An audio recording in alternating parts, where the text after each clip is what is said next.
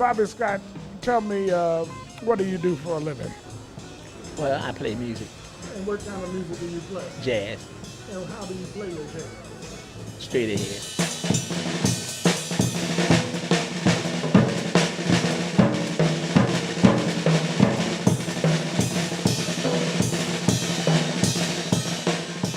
I was in the West End, on 6th Street, Cincinnati, Ohio. People knew everybody on the street. If you did something wrong on the street, everybody knew, your parents knew. You knew how to treat people and how to respect your elders. Also, it was a lots of music and clubs up and down my way, so I was able to hear music constantly. It was just a good area to be in. You could sit on your steps and everything was okay.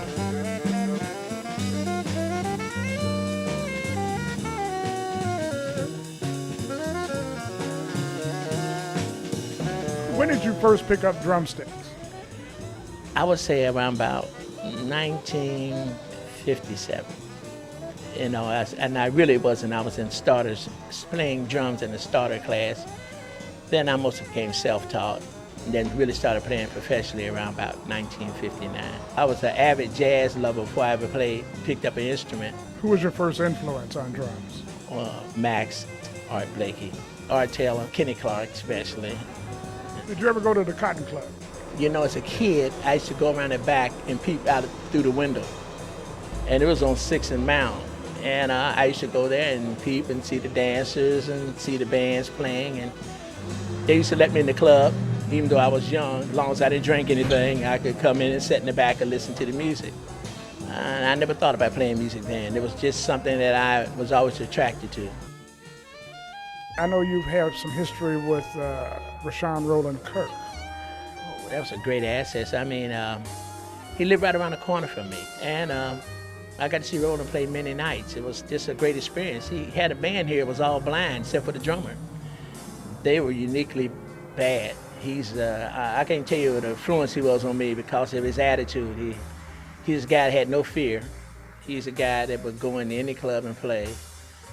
And he would get on the bandstand with anybody and challenge them. And usually he came out on top. Jazz Disciples were across the street, Roland's at the Cabana, the Jazz Disciples at Bay Baker's, John Wright was at Kitty Cat. You know, you could get dressed up at nighttime and you could just ride up and down Reading Road and go to any club you wanted to. You didn't have to say, is anybody playing? Somebody was playing somewhere.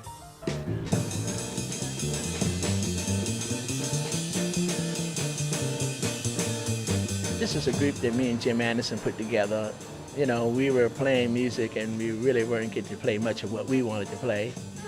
And so we thought, why don't we start a group of our own so we can kind of play the music that we like to play. You know, some of the music which I didn't think many guys around here were playing. So it was really a goal of ours, you know, to not just be here, but to try to play something that had meaning to us. We've been together, you know, all those years. We play other jobs, we do other music. But mainly, the Cohesion Jazz Ensemble is a group that strictly plays jazz. We're not commercial. I think it's just a feeling where if you're in the right jazz group, you can express yourself rather than just the arrangement. You know, you put your stamp mark on what you're playing, you know, and you try to make sure that when people hear it, they know it's your sound. The music I'm playing at the moment, if it's really there and it's happening on the bandstand, that for me is the moment. Because sometimes you can play a song 4 times. One night it sounds good, and the next night you're saying to yourself, wow, it could have been better. I think jazz is what you want to do. It's what, no matter how things go, there's always some young guy out there who's bringing a spark to music. It always exists, and it'll always be played, because I think guys want to prove that they can play jazz. Jazz is the individual music, you know, and that's probably the only place where you can really express your own self and what you're doing.